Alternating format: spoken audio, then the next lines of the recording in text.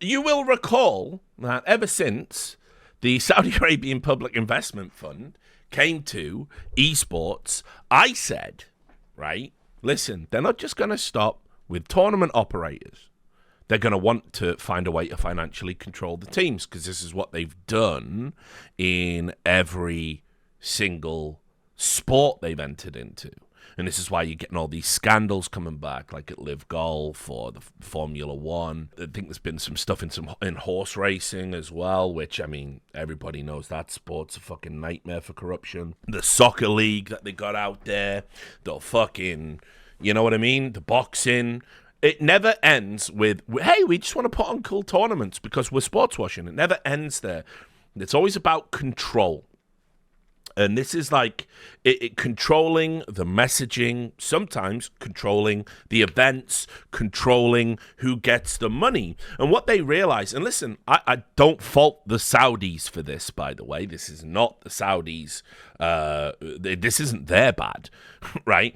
The Saudis have realized that Westerners just don't really have any values, it seems. We talk a good game, don't we? We talk about, you know, how we love freedom of speech and we love, you know, rights for everybody, regardless of, you know, your gender identity or sexuality, you know. We talk a good game. But once the money is put on the table, we go, you know, listen, it's complicated, isn't it? The world's a complicated place, actually, right? And so they know that. They know that. They've known that for years. And they know that every time they put a bag of money in front of someone or extend an opportunity to make a bag of money to someone, that basically those people are suddenly going to go, oh, but God, yeah, oh, this is super awkward, yeah, because then I'm going to have to, like, when I say gay pride in June, everyone's going to say I'm a hypocritical dickhead. And Saudis are going to go, yeah, they are, and you are, but you'll be a very wealthy hypocritical dickhead. And they go, oh, well, when you put it like that, it's all right. So, yeah, and that's what and the Saudis have done this time and time again. And I don't fault the Saudis. I don't fault the Saudis. Like, listen, if you've got unlimited money temporarily within, you know, historic terms, if you've got unlimited money and you can get everything you want with the unlimited money because weak people are going to just accept money over principles, then, yeah, spend that money, right? It's in your interests. Every geopolitical power has their own interest and is trying to shape the world to suit their interests. And that's exactly what Saudi are able to do right now. Where it's supposed to stop, you see, is there has to be someone who goes, there's no amount of money that you can offer me that's going to get me to surrender my principles. In fact, my principles and core values, I only say that they're those things because I would rather die than surrender them. And what you realize, people like that are very thin on the ground, just in general. And the Saudis don't run into them very often. And so that is why we have had this ubiquitous march. And so I want you to think back as to what I said was going to happen, and then let's have a look and see if it's happened, right? I said the Saudis wouldn't stop with one tournament operator. They didn't. I said the Saudis would also undermine competition. They did. They basically brought Blast to heel. I've talked about this. I don't know if you saw, but essentially they went out and hired a bunch of staff from Blast, right? And what that did was created Blast, who aren't even the nice little Danish startup that they once were. They're now essentially partially owned, if not majority owned, by the Danish government. We don't know the exact number. And they've got a bunch of Brits calling the shots right now, who don't seem to be very well liked in the industry, and all their key hires and the talented people have ended up working for the fucking Death Star of the Savvy Games Group. So now Blast are like, oh, please don't get us, Mr. ESL. And so now they're having these little bits of cooperation, which we might talk about in this segment. So I was right about that. I said they will want to control the teams, not just Falcons. They'll find a way. Now, through the mechanism of the Esports World Cup, which hilariously, they're now trying to say, oh, the Esports World Cup? Yeah, by the way, that's actually not directly controlled by the PIF. There's all these layers of abstraction. So, Richard, you're wrong in your reporting. Like, Just pull the other one, guys. The money's all coming out the same pool, and the same people are fucking pulling the same strings. Same strings they always have been. So, yeah, you're not getting me on that one, unfortunately. And so what did they do? Well, through that mechanism of the Esports World Cup Club program, they've now pumped money directly into 30 teams. And those 30 teams now have an obligation to go out and fucking fillet the project like a fucking circus seal. Like, honk, honk, honk, honk, honk. And they're doing it repeatedly, endlessly, on loop, never going to stop. And so this is how the sports washing is done. Now, I said that was going to happen. It's happened. And by the way, they're all going to make the argument that, oh, it's not even that much money. It's not a big deal for us. We just want to be in cooler games. It's like a good initiative. They're going to say all of this stuff when challenged on it.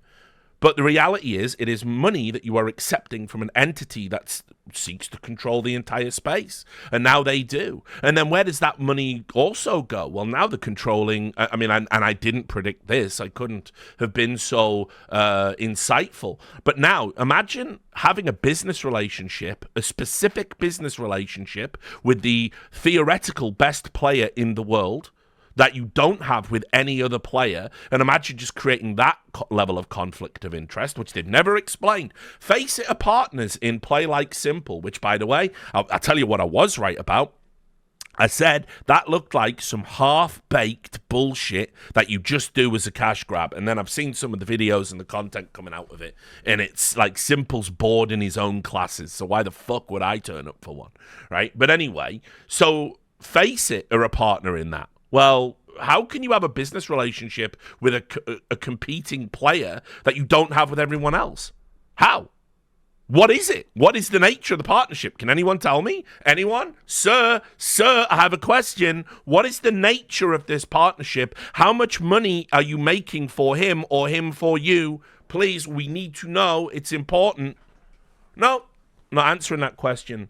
And so now, the other thing I predicted, you will remember, is that they are going to start buying up media outlets or essentially financially controlling them in some other way. And I talked about this, remember, with Esports Insider. We did a video about it, right? Where Esports Insider basically were being sponsored by, I believe it was Kadia, which is this is the palatable project we can all get along with, right? Because it's not being built on stolen land. There hasn't been a shoot to kill order issued against the people who live on that land like there has for the Huatat tribe, right?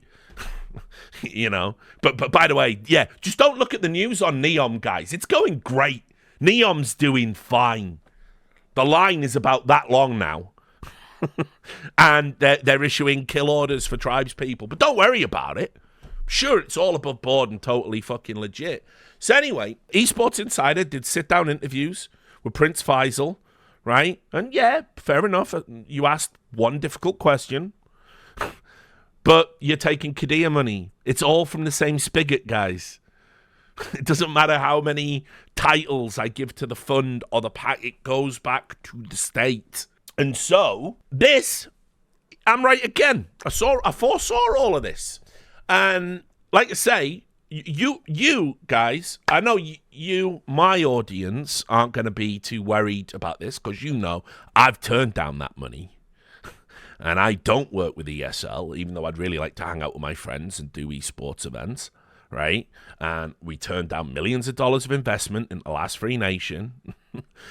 You know all this. They're not buying me. Right, I'm 100% steadfast on that, right? But they are buying up the journalists, and you're going to be running out of advocates, guys. Like, soon, it's going to get to the stage where, well, we offered you the check, Richie. Have you seen this lovely suitcase? Right? Here it is. And yeah, they're not giving it me for Christmas, mate. Here it is. So the ESL Face It group teams with Rolling Stone for Rolling Stone Gaming. And I want to remind you that Rolling Stone had an esports vertical that at one point went under. I think it was called Glixel. I think it was like some terrible fucking name. By the way, I'm going to use the term vertical a lot, and I know that's a wanky media term. So again, for all the non-wanky media people, but remember, I'm a media student.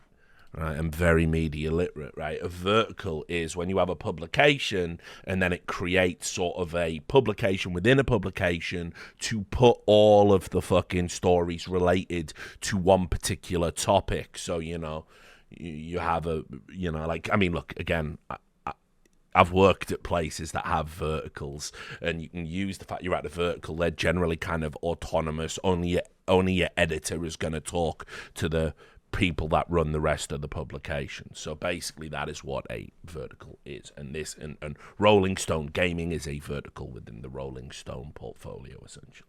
Anyway, so the ESL Face It group teams up with Rolling Stone for Rolling Stone Gaming. This was reported on the Esports Advocate by the Fudge Man.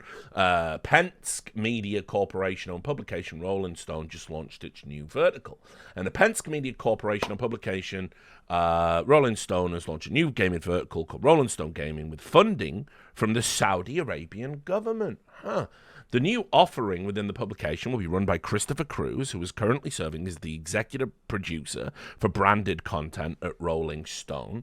By the way, if you don't know about Rolling Stone overall as a publication, Rolling Stone used to be one of the premier magazines. Its downfall is one of the saddest things I can think of. Sadder than Blame F joining Fnatic, that's for sure. Rolling Stone used to host brilliant minds, brilliant writers, used to do insane stunts, used to be risky. It was also one of the premier music magazines. They had exposés and interviews and photo shoots that were just iconic. And now they're the fucking magazine that published the famous fake rape hoax that they got sued over $1 million for. And recently they were in on that. They published that story. It was a Rolling Stone journalist where they said so many people were eating horse dewormer paste that there were gunshot wounds in A&E waiting rooms because people who had poisoned themselves with horse dewormer were being prioritized. Now, by the way, that never happened. That objectively would never happen. You only have to have above 85 IQ to figure out no accident and emergency room would leave a gunshot wound over someone that had ingested horse ivermectin, right? And yet that was what a Rolling Stone reporter put out there, and they had to sort of walk it back because no one does retractions anymore. So Rolling Stone is a joke now, right? And it's been a joke for a long, long time. Like all these once great publications that enhanced our lives. And their gaming coverage, well, of course it's going to be a joke. It would have been a joke regardless of whether or not it was funded by Saudi. I mean, look who they've brought in to head it up. Just one of their chief corporate fucking shills. Christopher Cruz, the executive producer for branded content. Think about that. Think about what that means. Branded content. That is how I've done branded content. It's not all bad, right? But what I'm saying is you have to have, right? You have to, the explicit disclosure of it being branded content. An example of branded content that I did way, way back in the day for Heaven Media was when Total War Napoleon came out. Me and a Belgian friend of mine called Christopher Lernens, who run another website called Crossfire, we took each other on in a battle. We went to a Napoleonic fortress, right? And we filmed a bunch of content where I was dressed up as the British Guard and he was dressed up as Napoleon with the tri-corner hat. And we played each other on the game on 3 different missions to see who would win and triumph. And then we chopped it all up, and there was a review with the branding all over. And when you went to the website, the huge disgusting ads that pop up when you don't have ad blocker with it, that was what all the branded content was, right? But we had to disclose it was branded content. We had to disclose that, like, all of this to some degree has a level of artifice. It's not like real reporting. I don't mind doing it to help my company get fucking paid, because I'm out there doing real investigative stories at the same fucking time. Ain't no one. The only people who pin fucking shill on me are the Vaxels, right? They think I'm a shill for Valve. You couldn't say it about me in any serious context. But anyway, he's the head of branded content. He's the guy who does all that. He doesn't do serious reporting, and he is going to run the vertical. And let me tell you what that means. That means it's all branded content. It's funded by the same people funding the ESL Face It group, who owns Scopely, all of that stuff. You will never read a negative story about any of those entities in Rolling Stone in their games vertical, just to let you know.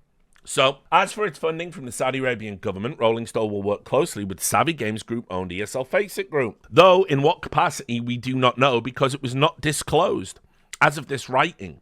In a release, it was noted that ESL Face It Group will utilize the platform to promote esports, likely with a lean towards promoting its tournament brands and properties, and likely have a say in the focus on major Saudi events such as the Esports World Cup. Let me tell you what they're doing here, by the way, because I recently found out I'm essentially blacklisted by the ESL Face It Group. I kind of had a feeling that was coming. But I found out the other day when I was trying to get comment for the story I published today, and they swerved me 3 or 4 different times. And so let me tell you what they're doing.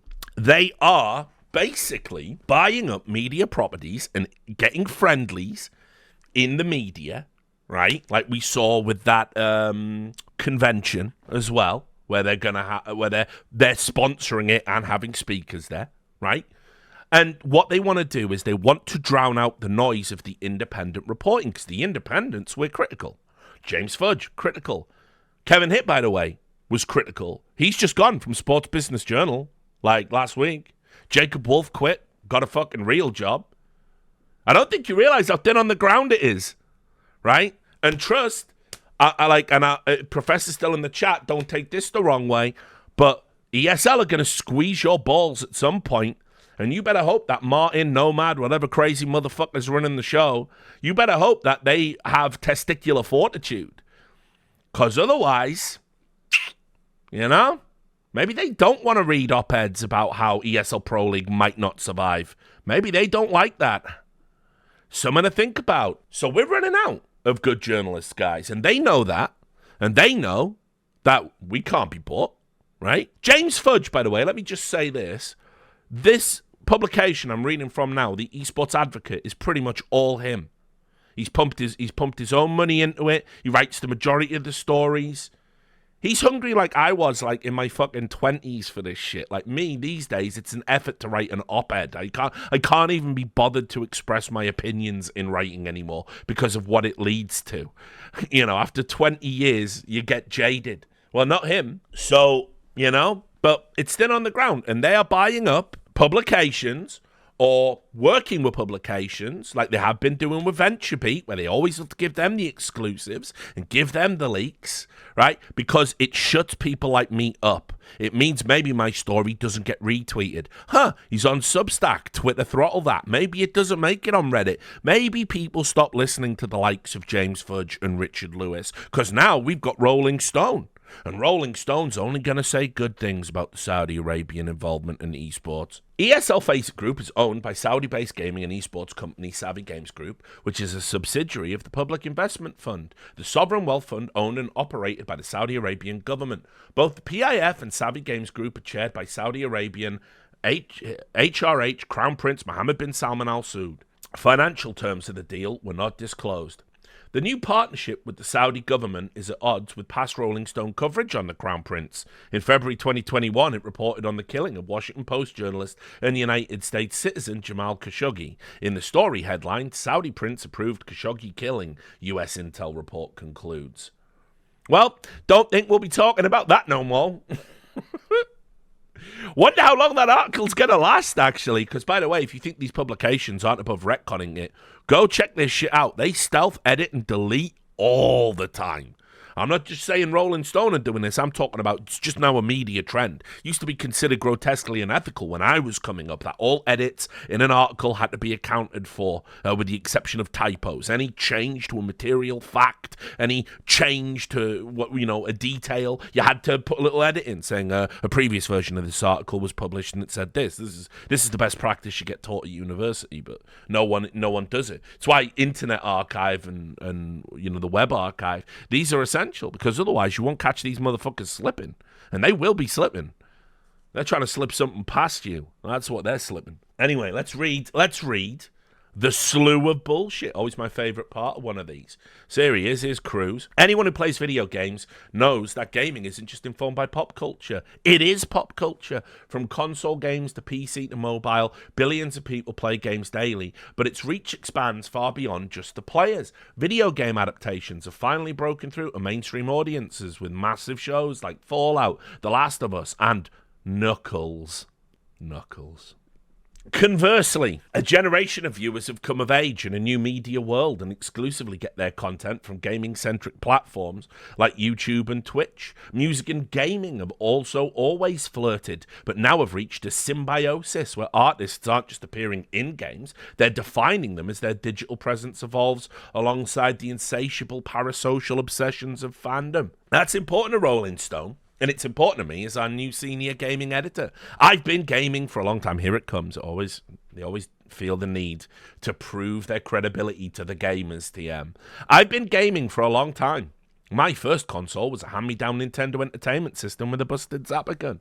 They always go for Nintendos as well, I've noticed. I was there in the Call of Duty lobbies and the Counter-Strike 1.6 clan meets before them. I owned a Wii U. Well, there you go then. Perfect guy. Couldn't have done better.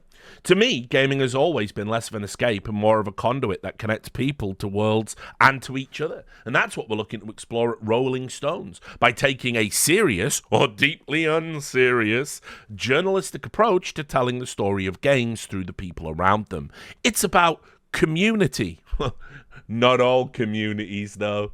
From the modders keeping beloved games alive after corporations pull the plug to the cosplayers doing themed karaoke after a mobile game meetup. And this isn't entirely new. Rolling Stone has been covering games for years, but with the launch of our new section, RS Gaming, we're committing to meeting the community at its own wavelength to tell stories that matter, even if you don't consider yourself a gamer.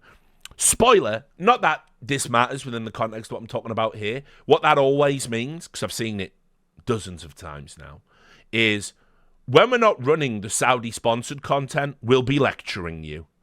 We'll be lecturing you at length, ad nauseum, about why the things you like suck and the things we like don't suck. We'll be meeting you on your own wavelength. We'll be meeting you on your own wavelength to tell you why you're a bigoted fuck. Can't wait for that. Cheers. We'll, of course, go hands-on to preview and review the latest games with the same level of analysis brought to music and entertainment. We'll also go behind the scenes with developers big and small to understand how today's games are being created for a new generation of players. Can't wait, by the way. One of the first articles they're going to put out will be a behind-the-scenes look at Scopely, talking about the runaway success of Monopoly Go. Watch it. It's coming. I'll put that down. That's a dunk, by the way. I don't even get being right for that.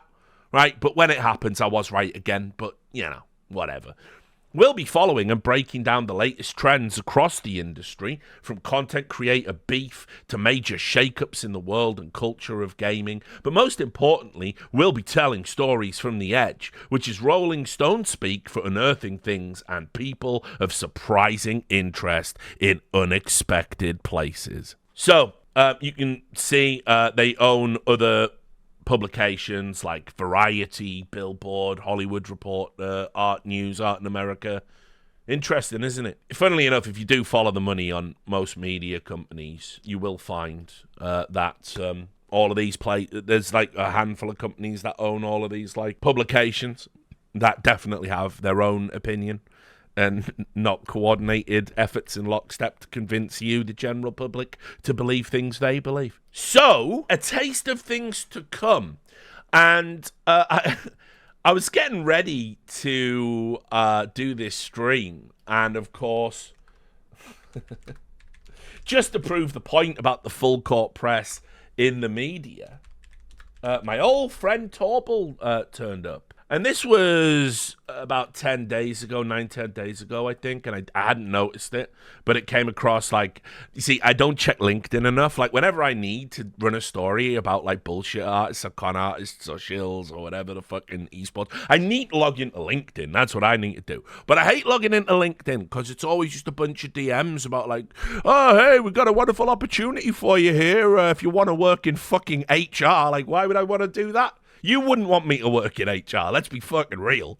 So why is that DM there? It just doesn't even make sense. It's awful. It's put it this way: when LinkedIn kind of started taking off in popularity, I did say it is just Facebook, but for twats. But then Facebook became Facebook for twats. And then I don't know what LinkedIn is anymore, but it's worse somehow. So it is Griftopia, basically. But anyway, so I missed this. And Wired Middle East did a profile. Oh, it's all so fucking shameless. Oh, it's so disgustingly shameless. By the way, this was like just a couple of days ago, they published a documentary on the ESL Impact League that Saudi is funding, saying, look at all the impact that we're having, you know? And we're like, yeah, but what about that women's rights activist that's getting sent down for 11 years because she wanted to dress how she wanted in public? I don't know. Is it having an impact? So anyway, here we go. Craig Levine is pushing the frontier of esports in the Middle East. Esports spelt incorrectly, so you're off to a great start. 3 bylines. 3 people worked on this article. Look at the prologue. It's so fucking outrageous, guys. Coming soon to Rolling Stone. Prologue: Saudi Arabia stands as a beacon of transformative change in the Middle East, propelled by a cohort of visionary disruptors. Can you fucking deal with that? Can you deal with anyone? Like, put it this way. I'll just say this. Anyone using the word disruptor, and ironically, is just just a piece of shit. Just an actual piece of shit. Anyone who calls themselves a disruptor or thinks being a disruptor is like a good thing, something you should all aspire, you are a piece of shit. This was lampooned and parodied, by the way, in The Glass Onion, and people are still doing it. When I heard it bubbling up like shit from under a swamp in esports, it was, of course, the Evil Geniuses Peak 6 takeover that we're using that kind of language. So that's where we're at with that. Yeah, it's crypto, Web3, it's everything wrong. You know, we're disruptors. I don't want you to disrupt this, actually. It works. Is that okay? Where are the improvers? Can we have some improvers? Can we have some improvers, America? Can we have some fucking builders? Can we have some of those? No. Only disruptors for your industry, sir. Well, thanks, yeah, but I've been spending 20 years trying to stop it from being disrupted. Do you see the problem? Nope, sorry. Oh, I'm disrupting. I'm gonna disrupt. It's just like, fucking sort it out, for fuck's sake. Do you hear yourselves? Anyway, Craig Levine pushes a new frontier of the esports industry in Saudi Arabia.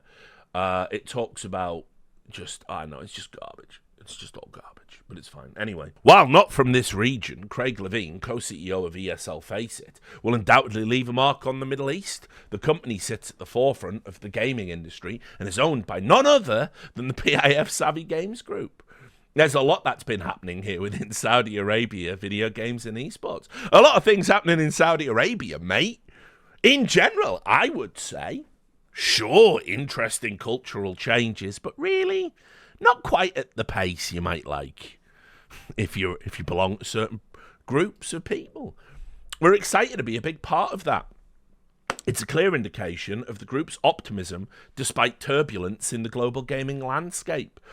What it's gone through over the last 2 years really has been this moment of consolidation in the industry. We're incredibly excited about the future. We see that the underlying KPIs of viewership and attendance and players on our products are all still rising to all-time highs, and we've taken advantage now of this climate and been able to say, how do we create stakeholder alignment with different people in the industry, whether that's publishers, whether that's teams, how do we all come together in a sustainable way to create the lay of the foundation of growth that's going to be needed to continue to fuel this generational fandom for years to come. That's a long fucking sentence without a full stop. Probably could have added some punctuation there, but whatever.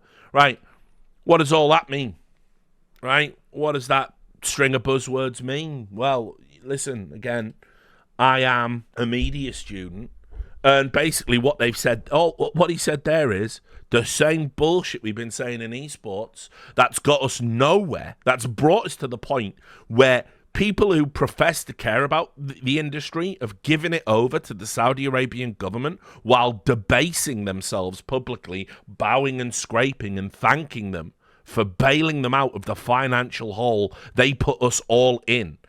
By the way, an equivalent to this would be if the bank bailout had had any shame involved in it, and all of the bank managers and all of the banking executives and all of their politician friends all basically came to the public and said, yeah, we're pinning this on you. We're really fucking sorry about it, and we will atone and bow and scrape. But they didn't have to do any of that because, remember, we're peasants. We're peasants living in this new digital feudalism. Yeah, just embrace it, guys. Embrace your peasantry. Embrace it. Embrace your peasanthood, rather, I should say. But anyway, that's what that's like, right? It's like, you shouldn't be thanking these people. They're exploiting you by definition. And they can only exploit you because you couldn't run functional businesses. And you needed a bailout or your business was gone.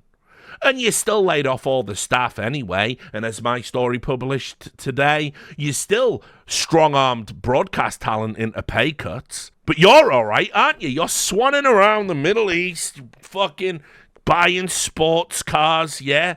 Setting up your own venture capital funds, yeah? While us, the people on the ground, well, the people who helped build this thing right alongside with you, you've turned into something we didn't want.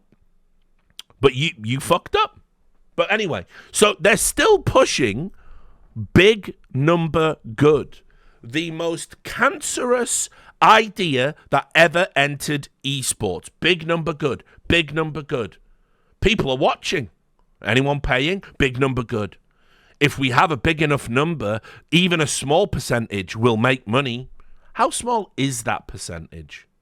No, Richard, you don't understand. Big number good. Number go up. Line go up. We make money. Do we? Big number good is not an economical model, and yet all of these supposedly intelligent and rational people in esports believe it is. And I'm astounded, actually. But they're running that line of bullshit on the Saudis. You don't have to. They're not buying it for big number good. But whatever.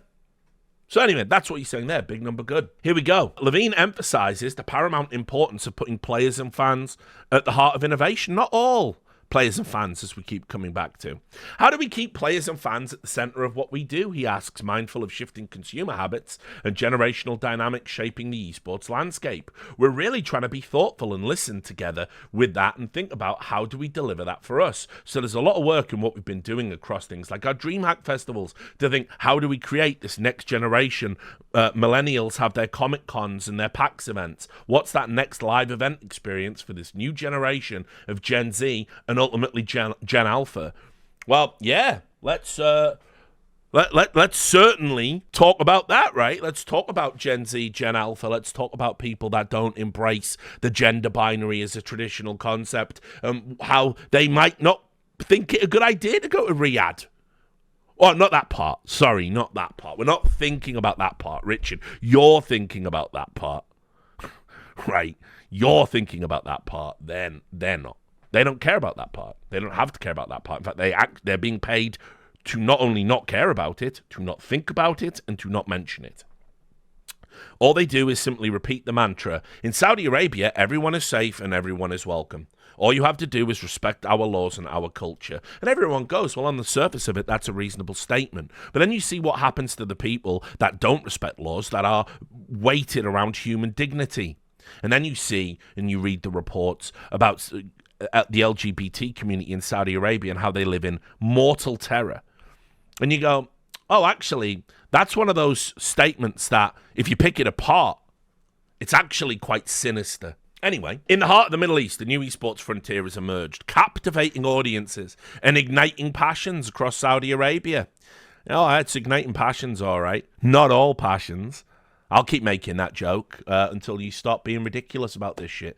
This is a young demographic. They have high disposable incomes, Levine remarks, nodding to the region's burgeoning gaming culture. From grassroots initiatives to international acclaim, the Middle East esports renaissance promises boundless growth and opportunity. So, as EFG, we're excited to sort of be involved at the ground level here, to be able to think about how we serve those audiences, both to nurture the existing communities that are happening locally, as well as to bring them onto the international stages. And we've seen that already happening in the esports world recently. At the Overwatch World Cup, the Saudi national team won with their team. Falcons has already been a world-renowned Rocket League team on the RLCS circuit. And in Counter-Strike, you're seeing it, he says. Levine's parting words echoed with a sense of generational legacy and enduring potential. This idea of fandom takes time. There's a lot that's been done to incubate this, but esports is still in the very early years of what we're doing to be in our history.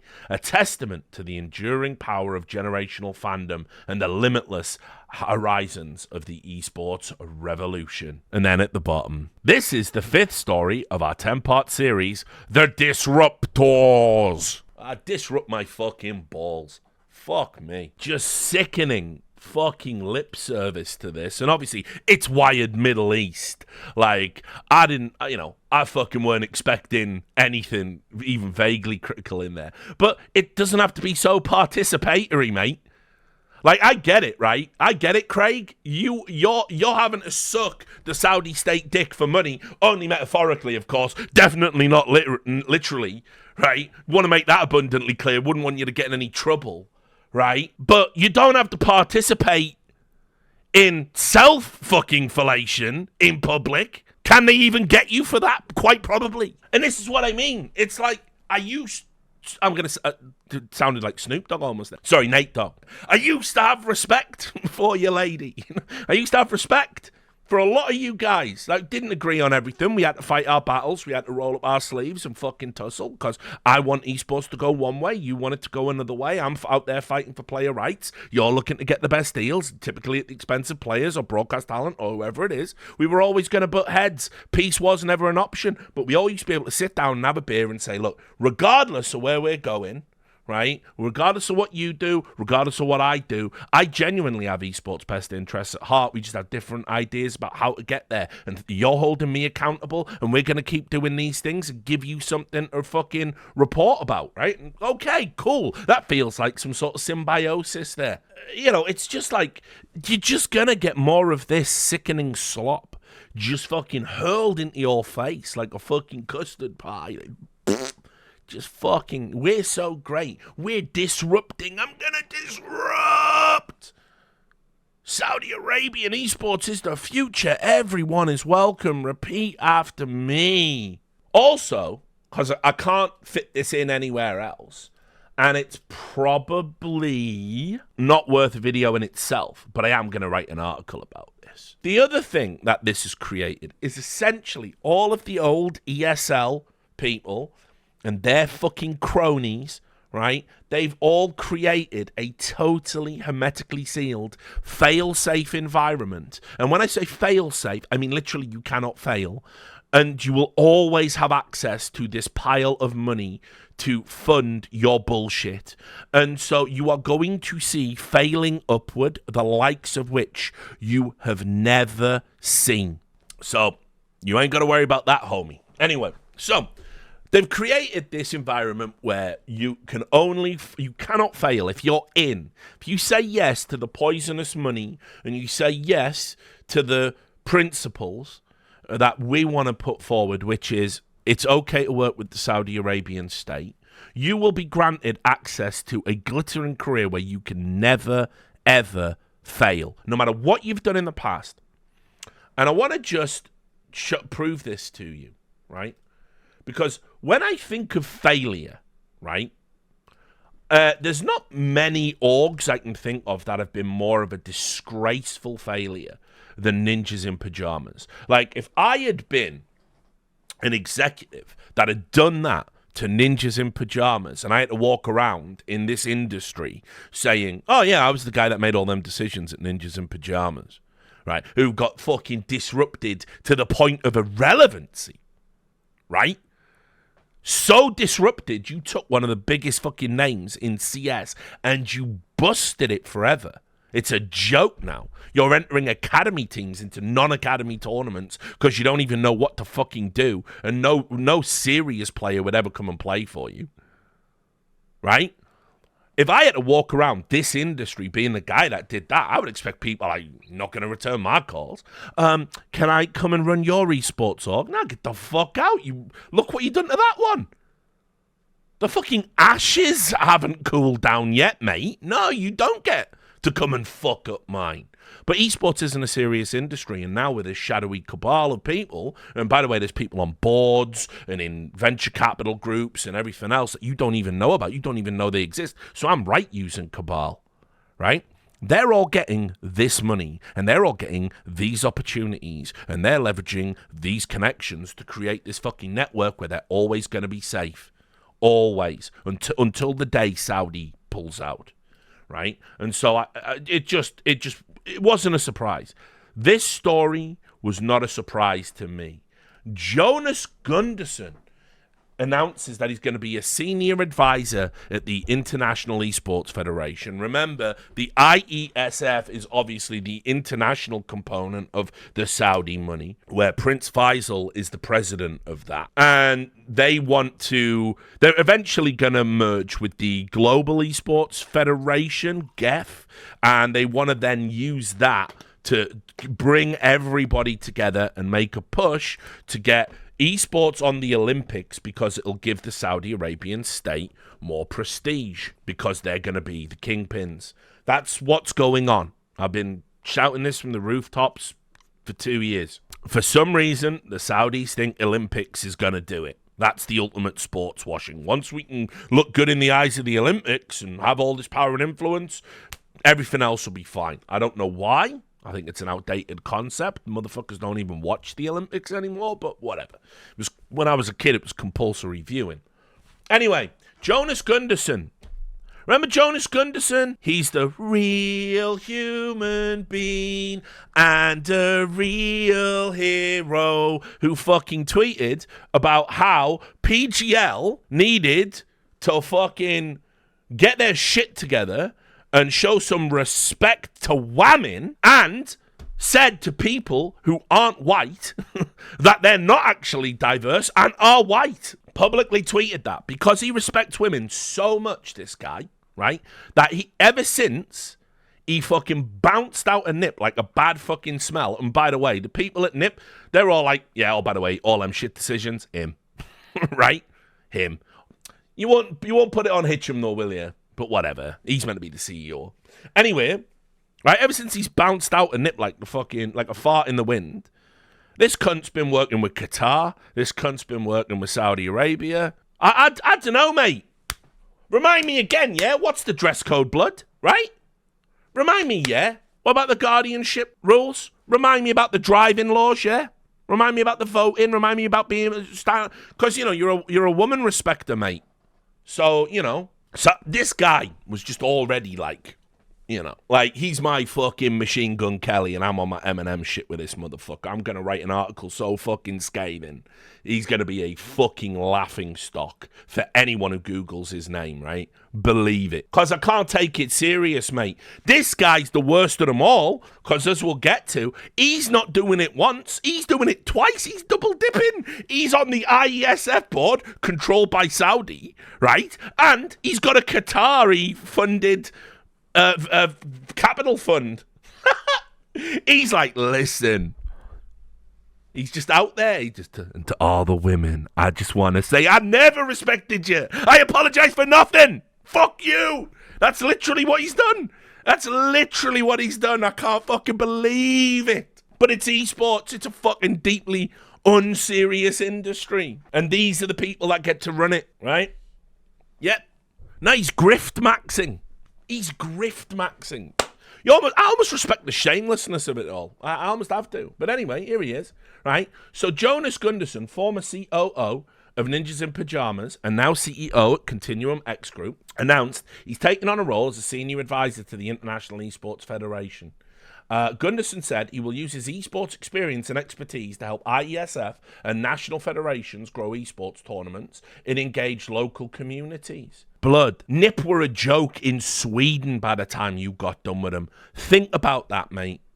Think about how fucking bad you have to run that brand, man. When I used to fucking go out to Sweden, right, and you'd see boys like fucking Get Right, you know, and you would see boys like Get Right, and you would, I'd be out there talking to fucking Freiburg or Fifth Lauren or whatever. These guys would get fucking mobbed. They were like rock stars. Everybody knew they were. And so you're gonna take a guy who is a disruptor, I imagine. And you know what you need is a builder, one of those builders that you never seem to hire, only disruptors. Like, imagine, bro, imagine this, right? Like, game of Jenga. Well, disrupted that. Well, yeah, but you fucking lost, dickhead. Like, you know what I mean? Fucking Michael J. Fox should beat you in fucking Jenga. What the fuck is this shit? And so anyway, this cunt, right, he's fucking been hired again to build up national federations from the ground and engage local communities when he took fucking the biggest brand in Sweden and turned it into a fucking laughing stock. Like, nah. But it's not a serious hire. He's not there to actually advise or do anything. He kissed the fucking ring. He got fired for his own fucking incompetence at Ninjas in Pajamas, but he knows the right people, and he's never going to be allowed to fall through the safety net. No. We got you, fam. Here's an advisory job. Also, by the way, we like Qatari money too. If you can turn that on, shit, you can definitely have a seat at the table. And that's exactly what's fucking going on here. And anyway, after leaving Ninjas in Pajamas in February, Gunderson launched an investment and advisory company called the Continuum X Group, aimed at providing advisory services, investment, and management to interested parties in the esports industry. Gunderson's background offers him a position to share experiences and offer business. By the way, Esports Insider, did he do anything else when he was at NIP? Were there anything around the circumstances where he left? Did he preside over a string of failures? Did he actually put people's safety potentially in jeopardy with hires like hiring convicted sex offenders who were convicted of videographic sex offences against women to be a videographer for their women's team? Any other, was there anything else going on at NIP? What about when they withdrew public support for Ukraine because the riot China said, we're not a political league. Delete those. Any other? No. Oh, I forgot. You're Esports Insider, right? And IESF, your boy Prince Faisal. I gotcha. I see it. It's okay. It's fine. Enjoy that Kadia money. Gunderson's background offers him a position to share experiences and offer businesses and esports advice to IESF. In a social media post on LinkedIn, Gunderson said he would support IESF in helping national federations and their members engage local communities. He added he believes in growing IESF's nationality-based tournament model and engaging operators and athletes from the top to the grassroots level. In what capacity a federation is needed is very much a debate in our new industry, where the nature of our business is that no single entity owns the rights. The publisher owns the game IPs, and our ecosystem is codependent on each other to continue building mutual value that benefits all, Gunderson said in his LinkedIn post. To me, it's about moderation, collaboration, facilitation, and a forum for a broader way of looking at esports that hopefully helps capture the great momentum of the fantastic initiatives happening at the top, propelling it all the way down to the grassroots. When does any of that Saudi money get to the grassroots? Anyone tell me? Like, when that happens? What grassroots? Where are these grassroots initiatives? Explain esports trickle-down economics to me. Because the grassroots, yeah, they're the people that are going to local lands and local tournaments and small events, and you don't run any of those. Unless you're saying initiatives like, I don't know, ESL Pro League and ESL Impact, you're trying to portray them as grassroots, because they ain't. But where are the grassroots initiatives, guys? How are you bringing more people into esports, with the exception maybe of Saudi Arabian fans? Right? Who else? Not really seeing a lot of kind of proof of concept on that one, but okay, it's fine. It was your moment, right? You fucking spit the buzzwords out. You've been protected. You're insulated back to the warm bosom of the Saudi money. Wait till I get done showing you all the chuckleheads on the Kadia board. It is like a fucking esports hall of fame of failures. Like, the guy that fucked up Optic is there. Like, it is a sick joke. And here's the thing. I know there's people in the chat going, yeah, but if they're all incompetent, then this is doomed to failure.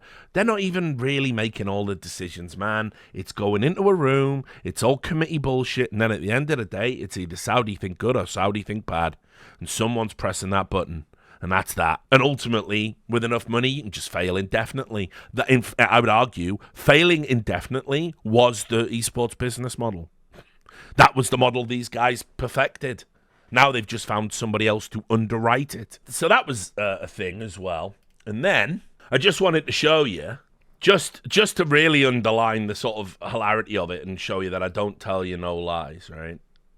This is the Continuum X.gg website. So this is his like investment group, right?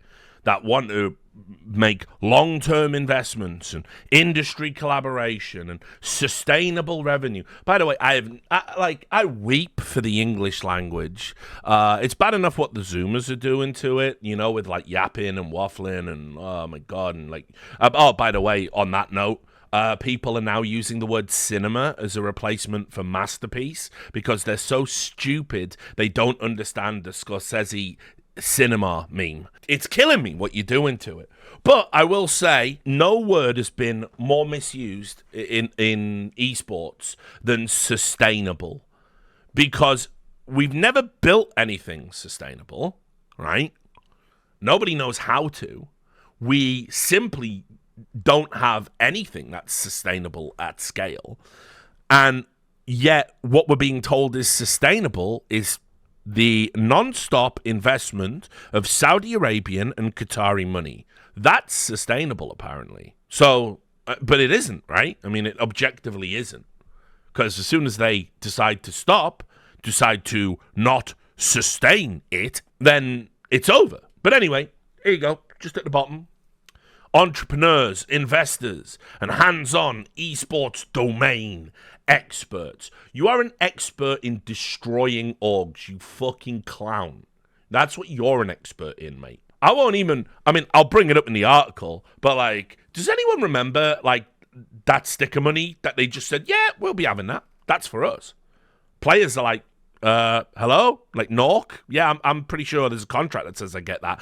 No, we talked to Valve. Remember that? These people just get away with it all, guys. They just get away with it in esports. They get away with it, and the community, the fans, have been trained not to go after executives, and not to go after orgs, and not to go after tournament operators, and not to go after dodgy sponsors. And they can't see past the filter. Instead, they attack players. They attack talent. They attack journalists. They attack each other, right? Like, they can't see actually where they need to direct their anger to. But you know, there's no excuse for being a moron. We'll scroll past the logo, and there we go. Middle East. Qatar. Continuum Group. So, double dipping, and you can read more about that when I get round to writing it, which will probably be never, because I'm fucking lazy and fucking doing 50 million things, particularly over June.